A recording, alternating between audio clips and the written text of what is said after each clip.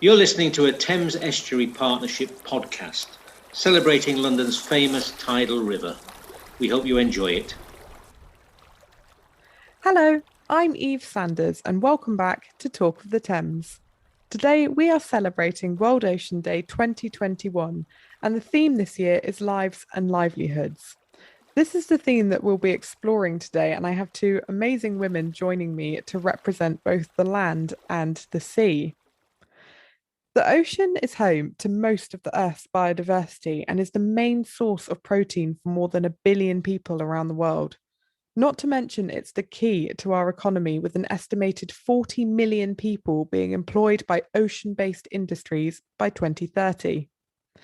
But the ocean is now in need of support, and the Thames, being a part of the global ocean system, is no exception. So today I'm joined by Heather Hilburn, who is the CEO of the Thames Estuary Partnership and has over 25 years of experience in the design, delivery, and protection of places of historic and cultural significance. Heather will be representing the land for us today.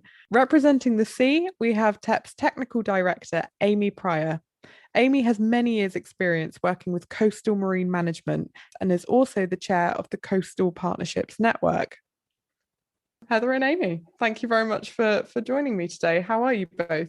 Very good, thank you. Thank you for having us. Yeah, thank you, Eve. Excellent.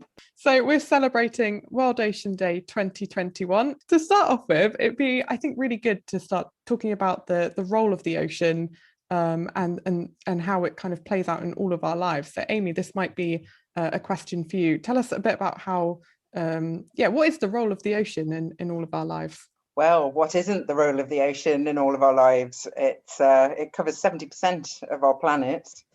It supplies at least 50% of our oxygen. So if you think every second breath you take, you got that from the ocean. It also absorbs 30% of our carbon dioxide, so it buffers the impacts of global warming. It's a major influence on our weather and our climate, and essentially it makes all life on Earth possible. So it plays a major role in all of our lives every single day, whether you live next to the ocean or you don't. It feeds our water supply. Every drop of water we get will at some point have been in the ocean and will have come from the ocean. So the water that flows through your taps, that gets flushed down the loo, flows past you in rivers, appears in puddles, falls out of the rain from the sky, that all comes from the ocean. So we're inextricably linked with it. We're supported by it, and no matter what, it plays a role in our daily lives, and we have an impact on it as well. It's really important to remember that, isn't it? Because I think quite often people don't tend to think of the ocean unless you're right by it or you're in a kind of typical seaside town, but we are connected to it anywhere we go, really, like you say, through the rain that falls from the skies. And I won't get too nerdy, but that's I think due to plankton and is it DMP, the chemical that makes all that happen. But anyway, and through even the water in our taps, and I think that's such an important point to remember. But I think quite a lot of, the question that gets asked a lot is, what's the Thames got to do with the ocean? I think there's a real disconnect. People don't link the Thames with the ocean. Yes, it's something that we've heard consistently, not necessarily in the context of what's the ocean got to do with the Thames, but for many Londoners especially, I think they look at the river and they see that it's brown to start with. So just that very simple difference between the Thames estuary and the global ocean, when you look at the ocean, it looks blue or green or a combination. And the Thames is very distinctly brown, but it's brown because it's tidal, and the water that comes in twice a day is the ocean, reaching up into the city to say hello and draining back out again. And that mixing of the water as it flows into the city, it lifts sediment up off the bottom of the riverbed and mixes the sediment in the water column, which is why it's brown. So it's meant to be brown. And that's for our estuaries are our most biodiverse aquatic habitats. And that's from a biological point of view. And what that means is that because of that mixing of the sediment, it releases nutrients into the water column. It feeds a whole wealth of different life that then goes on to feed the more charismatic species that we know live in the Thames. And so mud is good. Basically, at the end of the day, that brown colour means that it's a healthy estuarine system. And if you're a bird flying over the Thames and looking down, you'd see that essentially the Thames sits at the bottom of a big river basin. So there's freshwater rivers flowing in from the uplands of the Greater London area, the Thames River Basin, Thames Valley. And those rivers flow down through our landscape into the tidal Thames, and then ultimately the tidal Thames flows into the global ocean. So it is a one big connected system. And that's really important to remember, because not only do blue spaces, aquatic spaces, give us a whole host of different ecosystem services, from boosting our health and well-being, giving us access to great recreational space, but also the habitat of a naturally functioning river and estuarine system would give us all sorts of added benefits, like carbon sequestration into habitat, sink carbon, attenuating pollution that flows off the land. Aquatic habitat filters that pollution, so it ultimately helps to clean the water. And over time, we've built across the landscape, but also we've taken land away from our river corridors, from our estuaries, from our coasts, in order to have more land, basically, to live on and to drive our economy. And without the system of the Thames, London wouldn't be here. The river built the city, but that development over time has constrained these natural corridors, straightened them in many places, especially on freshwater rivers, disconnected our rivers and estuaries from our floodplains. And that service is in the name. A naturally connected floodplain would be where flooding water could go and could sink down back into the ground. But because we've developed over those spaces, or straightened them and constrained them, it means we've lost that connectivity of habitat. We're disconnected from our floodplains. We've lost a lot of the natural intertidal habitats that you would have found at one point in the Thames estuary. And that kind of habitat has a role in supporting our wildlife. So we have over 125 species of fish, marine mammals, internationally important migratory birds. And some of those animals, especially with fish, they have to migrate between the ocean and freshwater rivers as part of their life cycle. And those stepping stones of habitat that we would have seen in a natural system just don't exist anymore. We've constrained the Thames down to just a third of what it would have been in its natural state.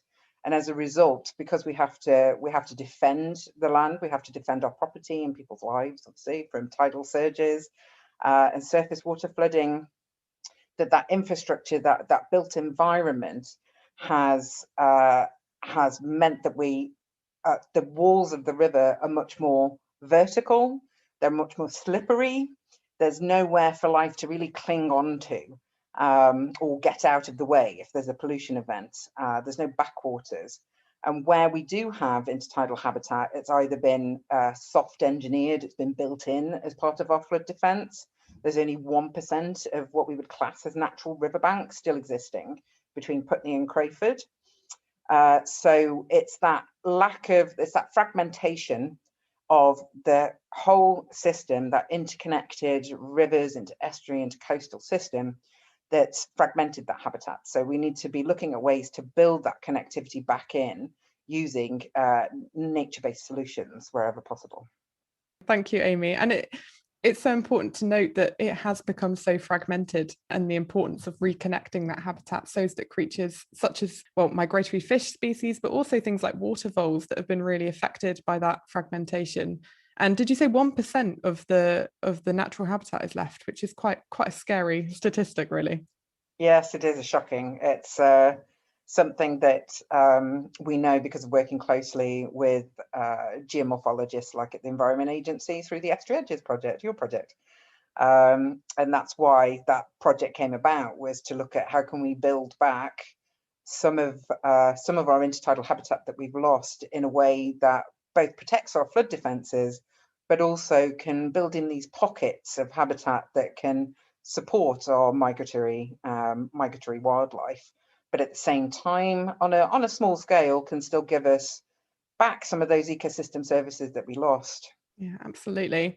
So thank you, Amy. You've just talked to us a bit about the development changing the natural Thames environment. And Heather, this is probably more of a sort of discussion point for you, but how has the historic development changed our relationship with the Thames? Well, it's really interesting to hear Amy talk about this, because I think that, a key theme around this discussion, this topic, is about connections and creating connections and then disconnection. When you think about kind of the history of development, you think, and its connection to estuaries, and we're talking about the Thames. So obviously London is a kind of prime example, is the very success of London as a world renowned financial district, for instance.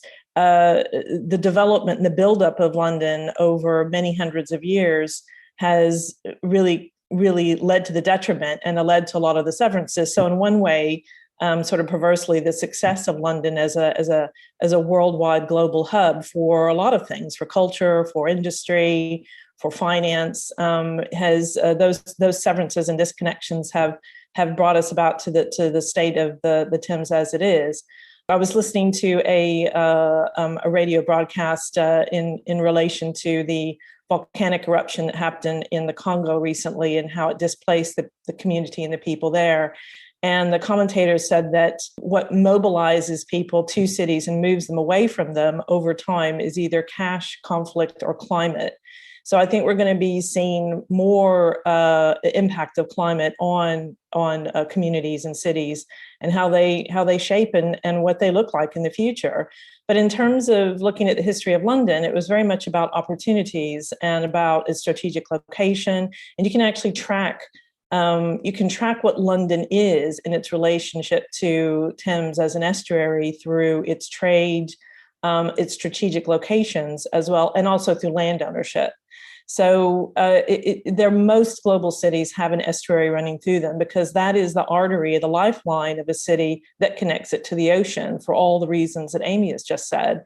So if you go back in history in London, if you look around, and I'm sort of just for the purposes of kind of showing some examples, is if you look around very much central London, where the City of London is, in between Tower Bridge and London Bridge, and a bit up around Cannon Street, this Hanseatic League celebrated its 600-year anniversary in 2005. And if you don't know that much about the Hanseatic League, Chris Morris from the BBC wrote a nice article, and you can type that into Google and find it quite easily. It talks about this as an old Northern European trade route between King's Lynn and London primarily. There were other English cities involved, but also with Northern European cities. And some say this was like the original formation of the EU. But in any case, there were 400 members of the Hanseatic League that lived around Cannon Street, where the underground station is, and it used to be called Steele's Yard. And they held like 15% of the import and export goods from England. So they were quite a very strong partner early on. And the only reason that they were there is because they were able to bring their trades and their goods in from the ocean, from Northern Europe city-states into London. And if you look more specifically between London Bridge and Tower Bridge, that area, the Thames, used to be called the Pool of London. And that was the area where you would bring your ships and your goods in, and you would have to declare them. So there is a building called Customs House on the northern bank between London Bridge and Tower Bridge. There is there's a building which is now a very fancy hotel in 10 Trinity Square behind Trinity Gardens, which also had an official customs role where you'd bring your goods in and you would have to declare them. Even Hayes Gallery on the southern side of the river in this area, you used to park your ships and store your goods. So you can see lots of fragments of history that will tell you the story. And in terms of like land ownership, because development is very much about land ownership and about acquiring land and about investing in land.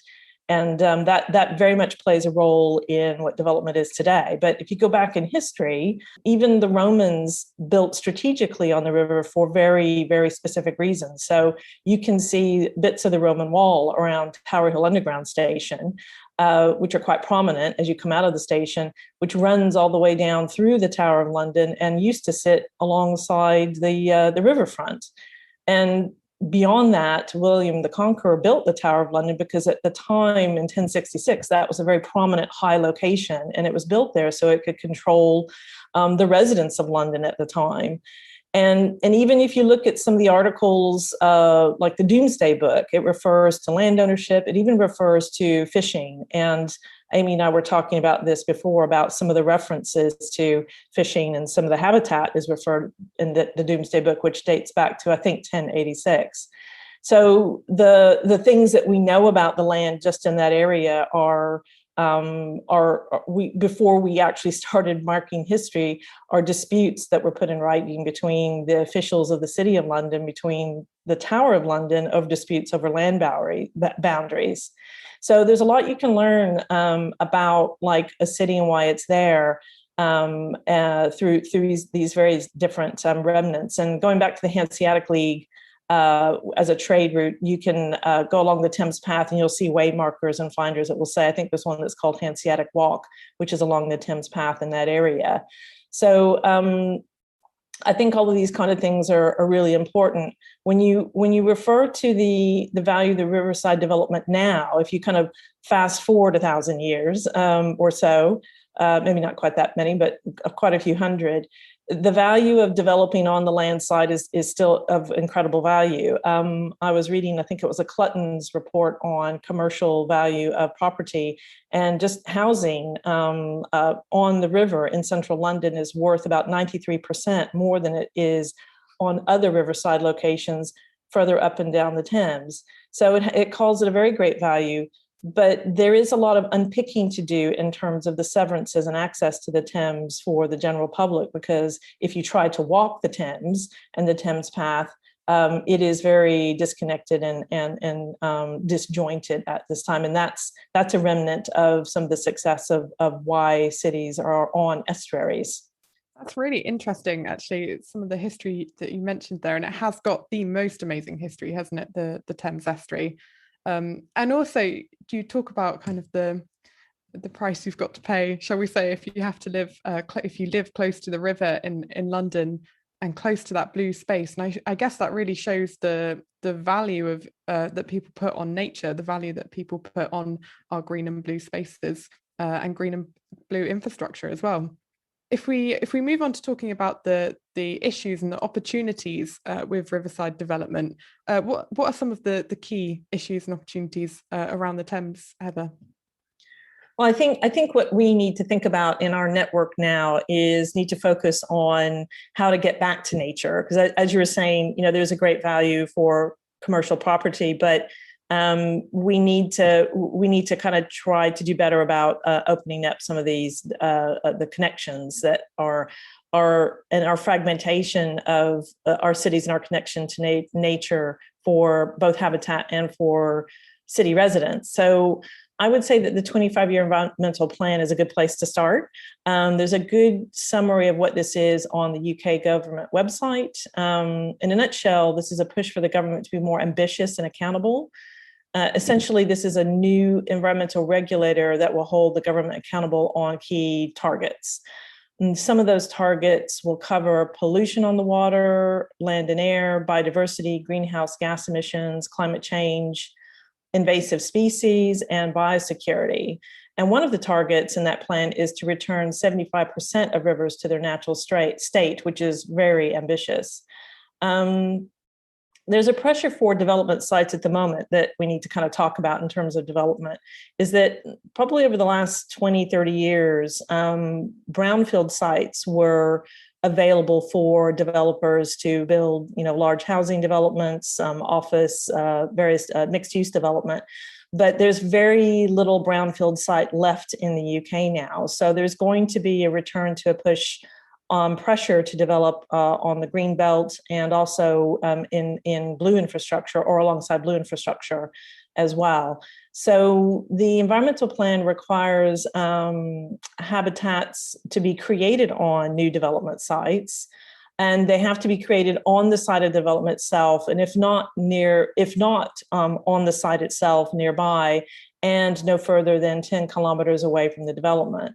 So the main thing to think about in all of these things is that a lot of specialist knowledge is needed to create habitat, to preserve habitat.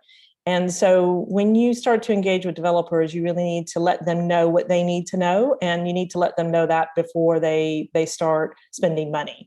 So if you're looking at green infrastructure, you've got a myriad of ecologists who understand the local area. You've got lots of community groups and wildlife trusts, for instance, who will really know and kind of hold and own the stewardship of habitat in local areas. So there's lots of people to engage with who can tell you who can help you. If you're looking at blue infrastructure, it gets even more complicated, and that is what we're talking about here. So you would need to engage with geomorphologists, estuarine and coastal specialists, marine biologists, fish ecologists, and also plant specialists. So a developer who generally starts with an architect and a planning consultant, because in order for them to gain planning permission, they have to put something down on paper. They need to have their problem solvers help them articulate what their development is going to be as a starting point. So I think that they really need to know, given that we're talking about living complex systems, they need to know what comes along with that as well at a very early stage.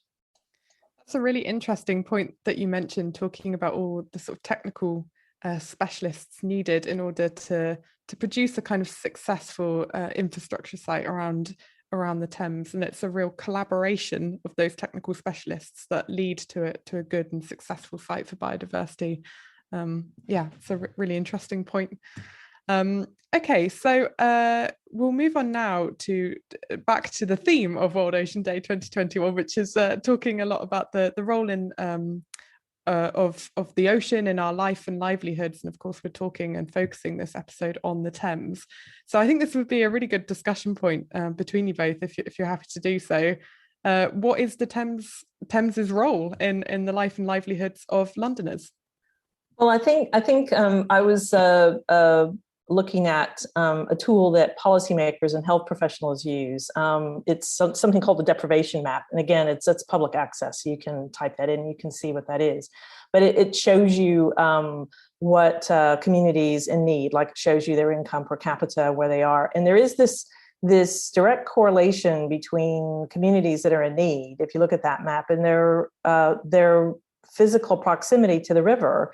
And we really, particularly through COVID, we are really focusing a lot on our health and well-being. And we're talking about dense urban areas. There's a great need for all of us to have access to nature and on a regular basis. So not as an ad hoc, but something that's part of our daily lives.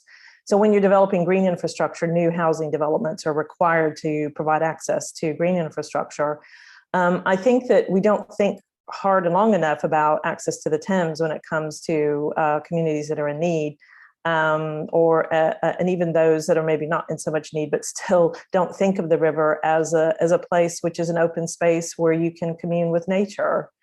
Thank you, Heather. Amy, do you have anything to add to that? Yeah, no, absolutely. I think, the Thames is London's largest open space. And of course, it doesn't flow just through London. London is around the urban area, the inner tidal Thames, much more heavily urbanized. But there are the coastal communities of Essex and Kent. And building on what Heather said around deprived communities, certainly there's a correlation with proximity to the river, and some of our most deprived boroughs in the country, not just within the Thames region, within London. And this plays out all around the UK, actually. There's growing evidence to show that you can have multiple generations of people who grew up in a coastal space, but have never actually gone to the beach, even though they may live within a mile of the beach. And understanding what those barriers are, why aren't they accessing actually one of the best natural assets that you can have. There's growing body of evidence from marine social scientists and doctors, the medical community as well, showing that blue spaces are absolutely best, especially the real whammy comes when you combine green and blue together. And there's a huge amount of evidence now to show that that really is the best for your health and well-being. So we've got this amazing natural asset right here on our doorstep, flowing through the heart of the city, with millions of people living within, within a very short distance of the river, but they're not using the Thames path. They're not going down onto the foreshore. They're not getting involved in water sports so that they, actually getting on the river. So there is a big opportunity, certainly around the Thames path, where there is a recognition that over time, parts of the Thames path have been a bit fragmented. So if you're trying to walk the whole of the Thames path, you're actually diverted away from it. Mainly in the central area where there's a lot of historic buildings, so there's not a huge amount we can do about it. But when there's new developments that come along the riverside and there's opportunity, then most local authorities know and have the ambition to make sure that the Thames path either is enhanced or can be reconnected where it's been disconnected. But one of the most exciting things that's happening towards the end of this year is that England will get a continuous coastal path all the way round, joining up with the Welsh coastal path. And that coastal path will actually join the Thames path at Woolwich, which is quite a long way in. Actually, when you think about walking around the coastline, quite a long way to come in before you can cross the river. So it's something that we're very excited about, because we can really raise awareness about the fact that London is a coastal city. We're connected to these wonderful coastal communities. You can either do a long walk stretches of the Thames path and meet the coastal path, or you can get on a train at Fenchurch Street and be in Leigh-on-Sea, one of our oldest fishing ports, actually documented in the Doomsday Book, but it's less than an hour outside of London. A beautiful place. And Southend just further on from there, where that's more of a traditional seaside town, but again some really beautiful coastal walks either side of the main city there, main town there. But with that continuous actual physical access, you also have a huge opportunity for consistent interpretation. So interpretation panels or digital interpretation apps and walking apps.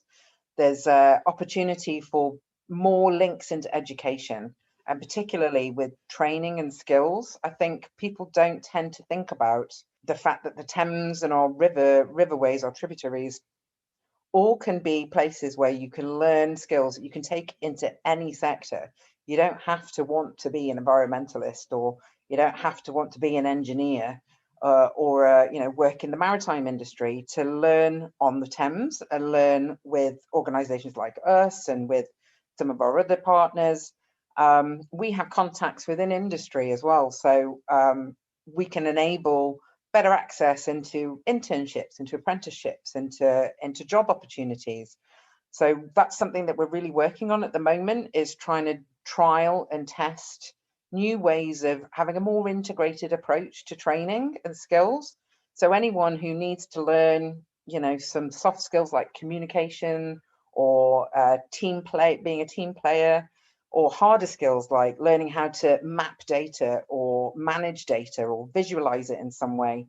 Those are all things that you can take into literally any industry these days. So we're trying to develop that program to showcase the skills that we have to have to deliver our projects and to design our projects, and open those up, give better access to deprived riverside communities where they need a bit of help in terms of increasing their employability or maybe even gaining confidence. And all of those things can be done in a mixture of virtual webinars and workshops, but also getting out and getting that access to nature at the same time. So you're not just getting a boost to your skills, you're getting a boost to your mental health and well-being just by attending and breathing in the briny air that comes off the Tidal Thames. I mean, it's amazing how salty it is when you really take a moment to stop and have a sniff, close your eyes and listen to the natural world around you. And all of that combined, if you think about the economic opportunities that the Thames Path will bring, there's sustainable tourism, which again opens doors to jobs and opportunities like that. There can be better links between the coastal communities that live along or within distance, close distance of the English coastal path. So business to business type opportunities to say, if you shop in Whitstable, you buy your oysters here, you could maybe get a discount in Leigh-on-Sea if you complete the path and get a stamp and a book. There are lots of different initiatives that are actually already set up in short stretches of the coastal path where it's already been designated. So there is a huge amount of opportunity across our societal, our environmental, and our economic needs by being more connected and engaged with the river.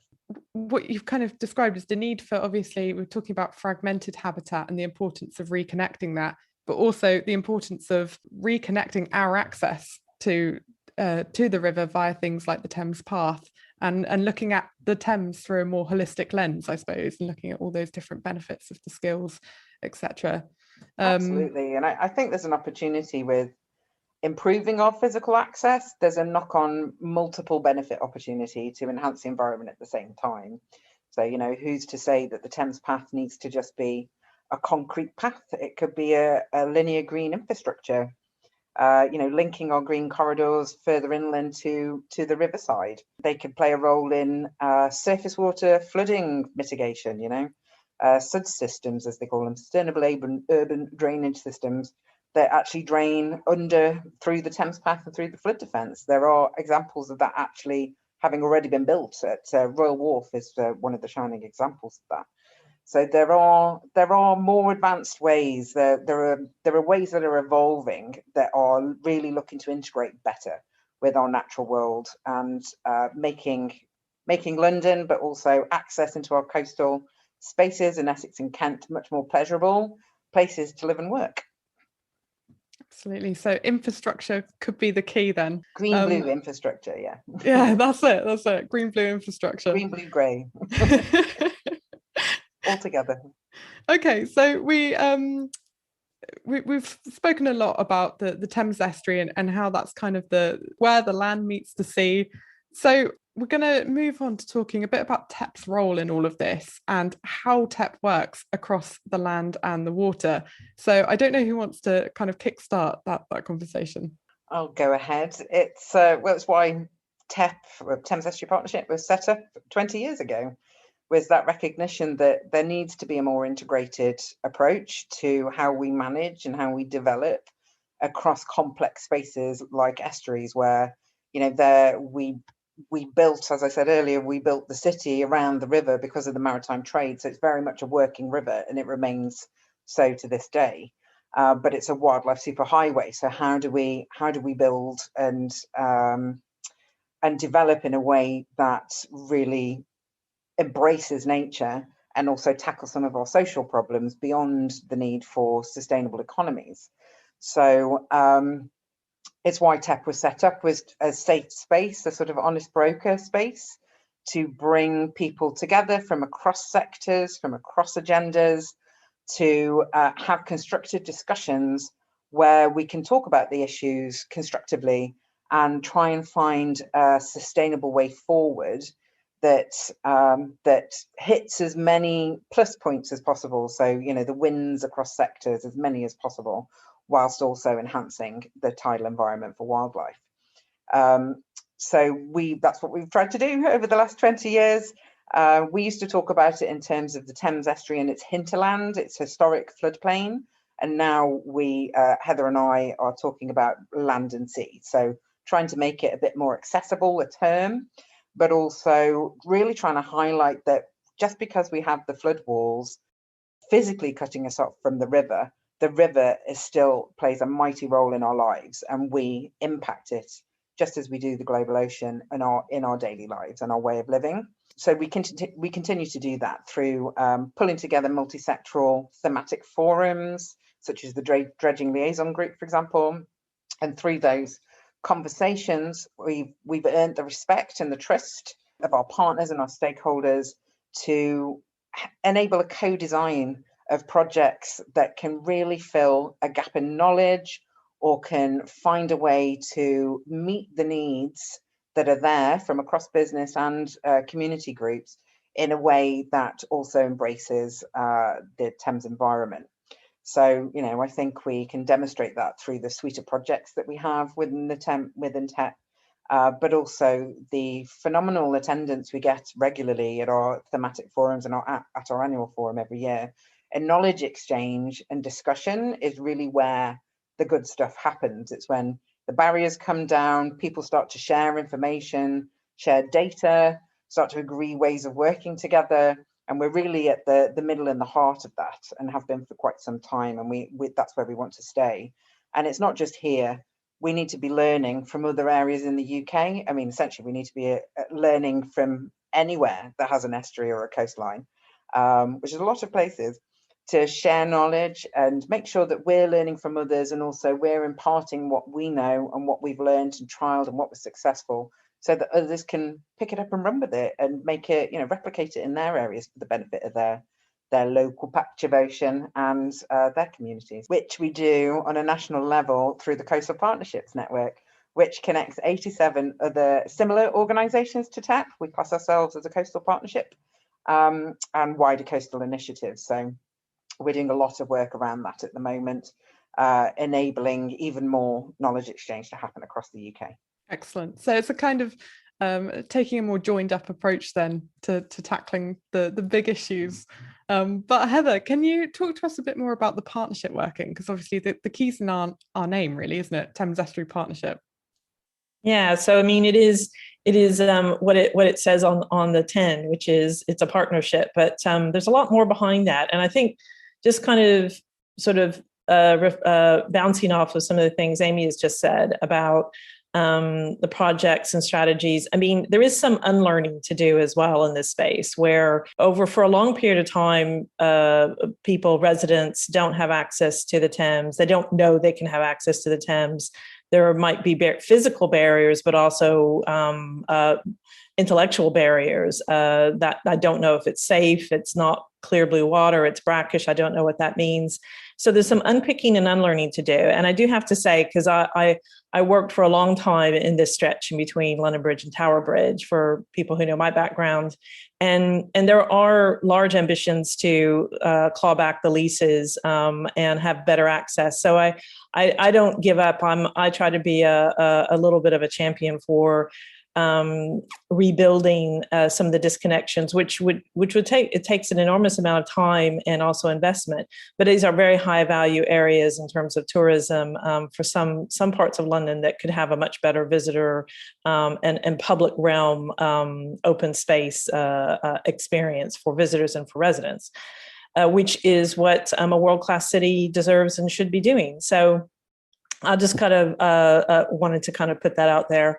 But in terms of partnership working, we're talking about World Ocean Day, and specifically that has to do with lives and livelihoods, and that's a sustainable goal, development goal 14, I think. And if you type in sustainable development goals into Google, you'll see there's this kind of colorful mosaic, and number 14 is one of them. And there's many other kind of very ambitious goals for how to meet the suite of SDGs. And the only way to be able to do that is if you think and have deliberately come to the table with across agencies, organizations, across sectors. And what's really brilliant about TEP, since I've joined TEP, is that it's got a long history of doing this. And it's got a long history of, as Amy was saying, being a broker for solving really challenging problems, where if you're an organization and you don't have the in-house knowledge, or you're not built in order to solve a certain problem, that you actually invite the right people who are, and you roll up your sleeves and you try to figure out what the plan is for unlocking that. And a lot of the ambitions that are in the 25-year environmental plan that I was talking about earlier really require this. They require this kind of way of thinking and of working. So, and the projects that Amy was talking about, there's a lot of projects which are test beds, if you will, for some of the thinking. Some of the plans are, they're quite complex, and they're long, and there's some that are very modest and quick. So we're really happy to talk to anyone who wants to learn from what we've learned in the past, because we've been around for a while, and to talk to our partners and to put some of the challenging stuff on the table that we're going to need to be able to solve, with bringing the land and sea together in the way that we're talking about.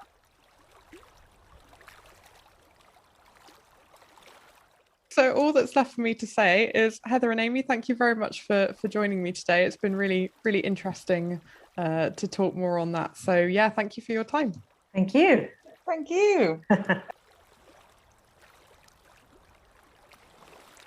Thank you for joining us for this episode of Talk of the Thames. We hope you enjoyed the episode and we wish you all a very happy World Ocean Day. I will be back next month with a brand new episode, but until then, enjoy the spring sunshine, take care and bye-bye.